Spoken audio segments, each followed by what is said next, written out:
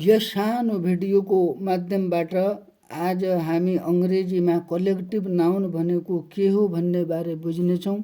यहाँ केही शब्दहरू दिएका छन्। यी शब्दहरूलाई यी कलेक्टिभ नाउनमा कसरी मिलाउन सकिन्छ, कुन शब्दसँग कुन शब्द लाग्छ भन्ने कुरो बुझ्न सकिन्छ। जस्तै heard of cattle, heard of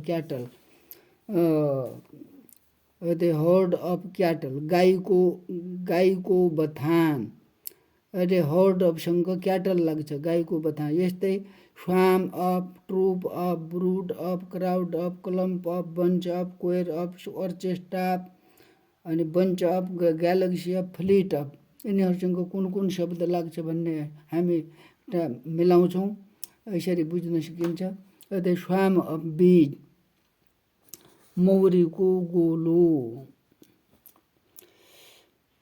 troop of मङ्कीज, बाँदरहरूको समूह।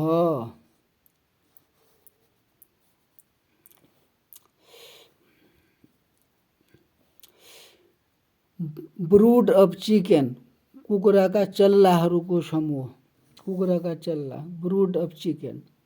क्राउड अफ पिपल, मानिसहरूको भिड, crowd of people.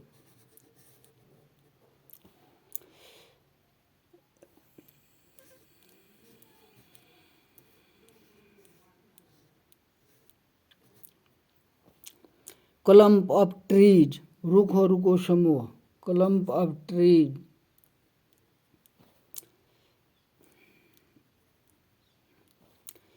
Bunch of flowers, फुलहरूको समूह, फुलको झुप्पा।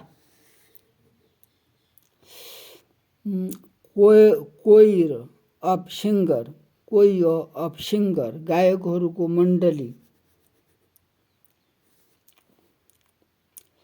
अर्केस्ट्रा अफ म्युजिसियन, सङ्गीत मण्डली, सङ्गीतज्ञहरूको समूह।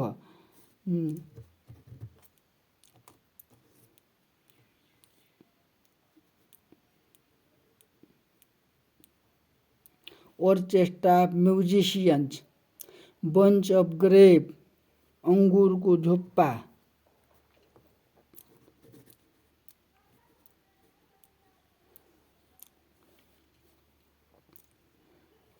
ग्यालेक्सी अफ स्टार्स, तारापुञ्ज, ताराहरूको समूह।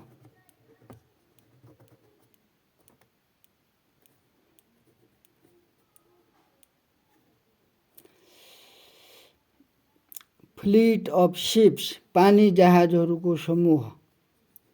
यसरी यी कलेक्टिभ नाउन अङ्ग्रेजीमा समूहबाट संज्ञा ग्रुप बुझिन्छ। यी शब्दहरू मिलाएपछि अनि समूह बुझाउने नाउनलाई कलेक्टिभ नाउन भनिन्छ अङ्ग्रेजीमा। यसरी यो अङ्ग्रेजीको माध्यमबाट हामीले कलेक्टिभ नाउनको बारेमा सिक्यौँ।